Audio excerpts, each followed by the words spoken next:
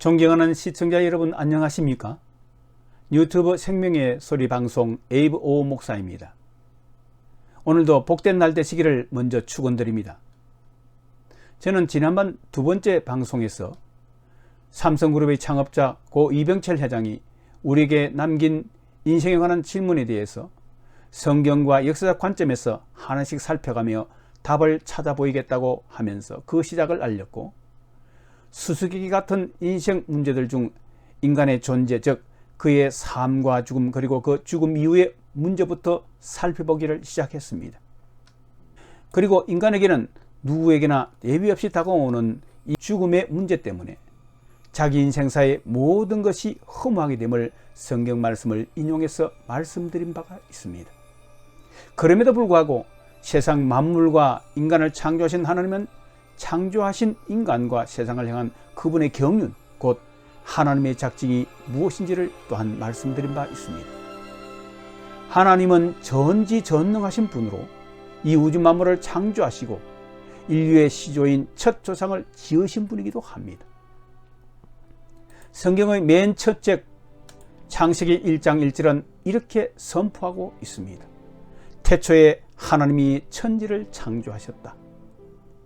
그래서 우주 만물과 그 안에 존재하는 모든 피조물과 인간을 창조하신 하나님만이 오직 인간의 삶과 죽음에 대해서 분명한 답을 가지고 계시는 것입니다. 그리고 하나님은 그의 종들을 통해 그러한 문제들에 대한 뜻과 비밀을 나타내시고 그것을 기록하게 하신 성경을 통해 또한 우리 인간에게 알게 해주셨습니다. 광활한 우주와 그 가운데 완전한 질서를 유지하면서 운행 중인 천체와 지구라는 행성, 그리고 그곳에 존재하는 만물은 절대적인 능력자이신 하나님의 지혜에 의하여 특별하게 구안되고 만들어졌습니다. 세상 만물은 그냥 우연히 무에서 유로 저절로 생겨난 것이거나, 또는 눈에 보이지 않는 먼지나 미생물이 우연히 생겨나 그것이 좀 더 크고 복잡한 존재로 점점 진화되어 생긴 것이 결코 아닙니다. 인간의 모든 이치가 그러하듯이 원인이 있어야 결과도 있으며, 그 결과물이 보다 질서정연하며 복잡한 체계로 된 것일수록 그것의 지혜로운 설계자가 반드시 있어야만 그것이 가능한 것입니다. 우리가 거주하고 있는 단순한 주택 하나만 보더라도 먼저 그것을 지혜로서 설계하고 각종 건축 재료를 조달하여 지은 설계자와 건축자가 있듯이 이 우주 만물과 그 가운데 살고 있는 우리 인간은 그것을 지으신 창조주로 말미암은 것이 틀림이 없습니다. 창조자 그분은 바로 우리가 하나님이라고 부르는 신이십니다. 하나님의 존재는 그의 피조물인 삼라만상을 자세히 살펴보면 그분의 지혜와 신성, 그리고 그 능력을 확실히 알 수 있습니다. 성경 로마서 1장 20절은 다음과 같이 이에 대해서 말씀하고 있습니다. 이 세상 창조 때로부터 하나님의 보이지 않는 속성, 곧 그분의 영원하신 능력과 신성은 사람이 지으신 그 만물을 보고서 깨닫게 되어 있습니다. 그러므로 사람들은 이에 대해서 핑계를 댈 수가 없는 것입니다.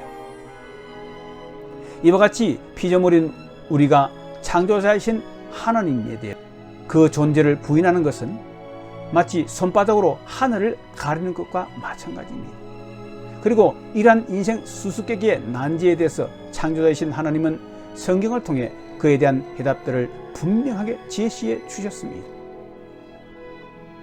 신성 로마 제국 당시에 한 시대를 풍미했던 프랑크 왕국의 샤라맹 대제라는 사람이 있었습니다. 그는 AD 742년에서 814년까지 살았던 인물로 자신이 죽으면 황제로서 통치하던 그 위험스러운 모습 그대로를 무덤에 묻어달라고 유언을 남겼다고 합니다. 그래서 그가 마침 죽고 난 뒤에 그의 황포와 왕관, 그리고 그가 평소에 챙겼던 성경 등과 함께 묻어 주었는데, 그때로부터 약 180년이 지난 오토 대제 때에 이 샤라맹 대제의 묘지가 우연히 발굴되게 되었다고 합니다. 그때 보니 그 샤라맹 대제의 시신은 이미 다 썩어 흙 속에 해체되었고, 부식된 금속 조각과 성경, 그리고 몇몇 그의 뼈 조각만 남아 있었다는 것입니다. 그런데 그 광경에서 특이하게도 그의 손가락 뼈가 한 곳을 가리키고 있었는데 그것은 바로 펼쳐진 그의 성경이었고 그곳에는 성경 마가복음 8장 36절 말씀이 있었는데 그 말씀은 사람이 온 세상을 얻고도 자기 목숨을 잃으면 무슨 이득이 있겠느냐라는 말씀이었다는 것입니다. 그가 누구든 이 세상에서 누리던 재물과 권력 그리고 명예 등 모든 부여를 죽어서는 아무것도 가져가지 못한다는 교훈을 남겨주는 이야기가 아니겠습니까? 또한 사람은 이 세상에서 누리고 싶은 것을 다 누릴 수도 없겠지만 누린다가 하더라도 그 마음 한구석에는 여전히 허전한 마음이 남아있는 것을 어찌할 수가 없는 것입니다. 이를 두고서 프랑스의 수학자이자 또한 철학자였던 블레즈 파스칼은 인간의 마음속에는 창조주이신 하나님으로 채우지 않으면 그 무엇으로도 채워지지 않는 빈 공간이 있기 때문이라고 설명했습니다. 그러므로 죽음과 그 이후의 세계에 관한 인생 수수께끼의 해답을 얻는 것은 너무나도 중요한 것이며 이를 통해서 인생의 삶도 새롭고 참다운 인생으로 바뀔 수 있기 때문에 이것만큼 중대한 것은 없는 것입니다.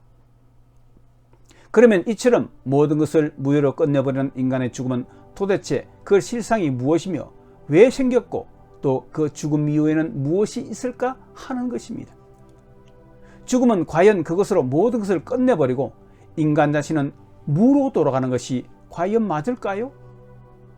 사실 인류 역사가 진행되어 오면서 인간은 그 지식과 지혜 그리고 과학기술의 발달로 과거에는 풀 수 없다고 생각했던 수많은 문제들을 나름 해결해 왔습니다. 그러나 최첨단의 과학기술과 지혜를 할지라도 인간 스스로 이 죽음이라는 문제는 아직 풀지 못한 수수께끼로 여전히 남겨져 있습니다. 인류사에서 이 죽음의 문제에 대해 고민하고 나름대로 해법을 찾으려 노력했던 흔적은 지금까지 나타난 종교들이나 철학들에서 대표적으로 찾아볼 수가 있습니다. 종교면에서 특별히 힌두교나 대중불교에서는 사람이 죽으면 짐승이나 다른 사람 등 새로운 몸을 입고 환생해서 이 세상으로 돌아온다고 가르칩니다. 특별히 대승불교에서는 덕도해서 생로병사의 윤회에서 해탈하여 열반하지 않으면 이 세상에서 행한 그의 업보를 따라서 윤회세상을 통해 다른 존재의 몸을 입고 이 세상에 돌아온다고 가르칩니다. 어느 몰몬교에서는 죽음 이후에도 기호가 있다고 가르치면서 보편구원을 가르치는 자는 사람이 죽으면 모두 다가 좋은 곳에 간다고 막연한 주장을 합니다. 그리고 무신론자들은 죽으면 모든 것이 끝나 없어져 버린다고 믿고 있습니다. 그런데 이 모든 가르침은 사람들이 인생의 이치를 더듬어 찾아 정리하고 가르쳐온 것이기 때문에 그 내용들이 서로 다르고 일치하지 않으며 불완전하다는 것을 결국 알 수 있습니다. 왜냐하면 불완전한 인간이 스스로 깨달은 것을 주장한 것이기 때문에 서로 일치된 증명을 할 수 없는 것이기 때문이지요. 그러면 과연 이 죽음의 문제는 영원히 해결할 수 있는 수수께끼로 남겨져야만 할까요? 성경은 그렇지 않다고 우리에게 답을 해주고 있습니다. 인류 역사 이래로 가장 많이 읽혀지고 가장 많은 발행부수로서 베스트셀러 중의 베스트셀러라 이끌어지는 성경 히브리서 9장 27절에는 다음과 같은 말씀이 있습니다. 사람이 한 번 죽는 것은 정해진 일이요 그 뒤에는 심판이 있습니다 라는 말씀 말입니다.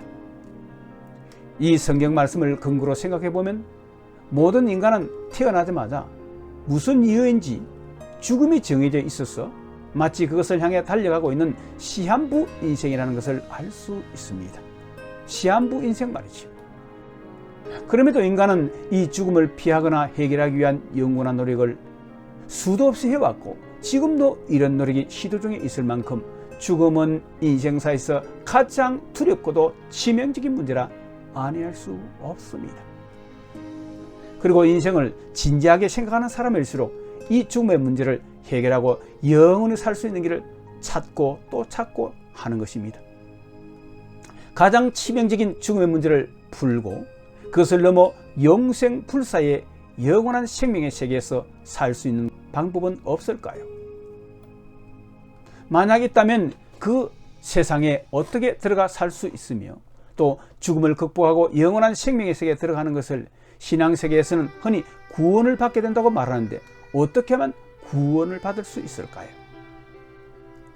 그러나 우리 인간에게는 이 문제를 스스로 해결할 능력과 지혜가 없음을 지나온 역사가 증명해 왔고 또 우리는 그것을 겸손하게 인정해야만 합니다.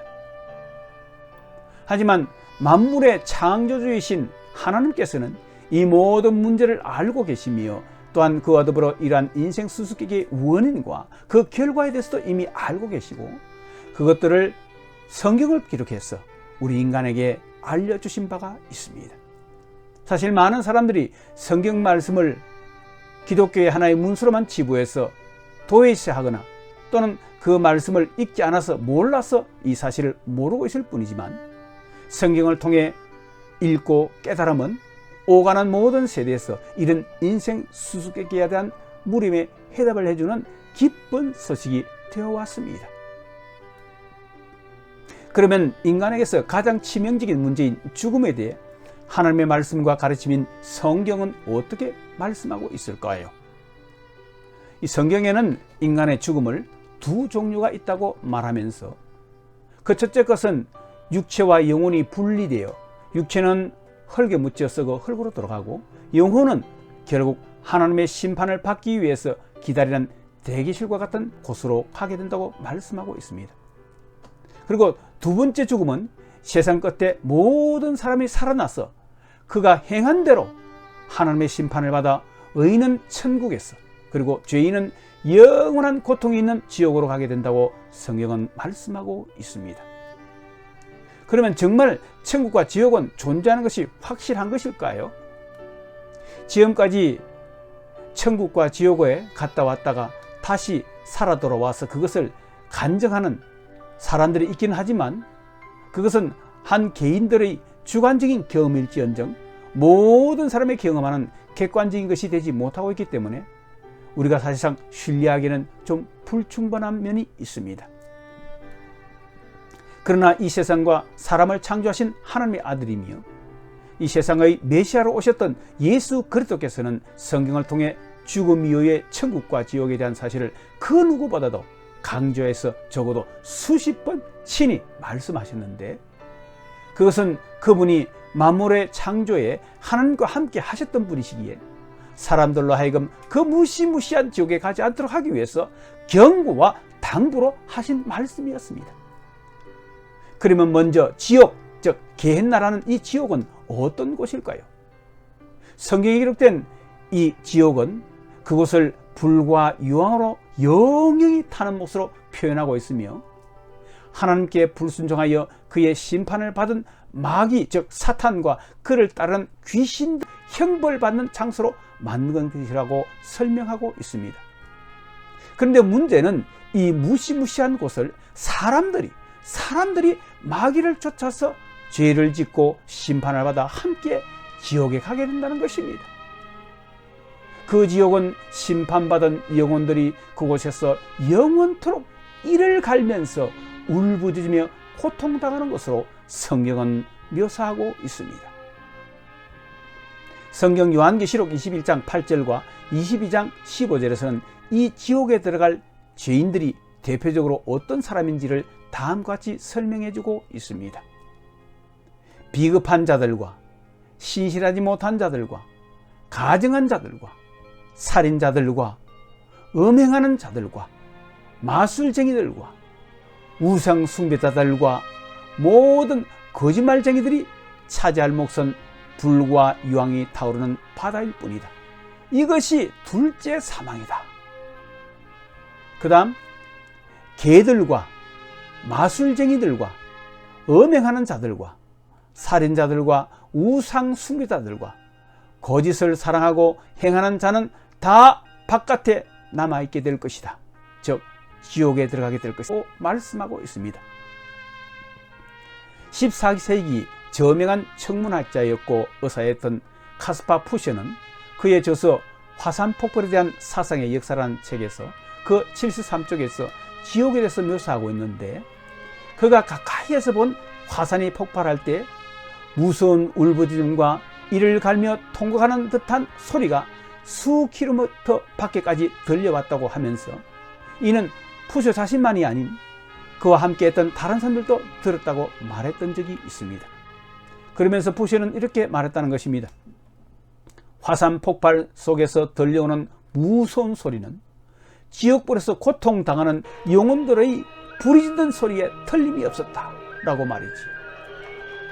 이 지옥이 얼마나 무섭고도 고통스러운 것이었으면 하나님의 아들 되신 예수께서도 성경 마태복음 18장 8절에서 다음과 같이 말씀하셨습니다. 만일 네 손이나 네 발이 너를 범죄하게 하거든 찍어내버리라.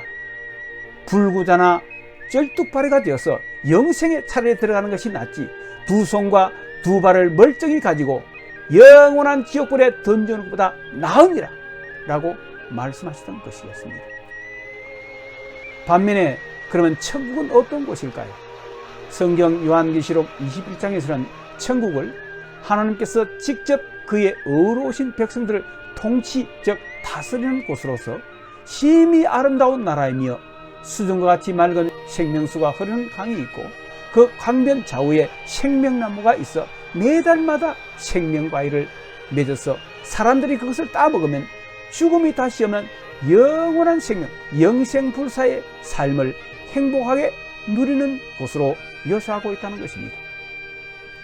또한 그것은 그 어떤 슬픔도 고통도 없는 것, 즉 모든 종류의 저주가 없는 것으로 요한계시록 21장 11절에서는 너무나 아름답고 영광스러운 빛의 나라로 다음같이 묘사하고 있습니다. 그 도성은 하나님의 영광에 쌓였고 그 빛은 지극히 귀한 보석과 같고 수정처럼 맑은 벽옥과 같았습니다.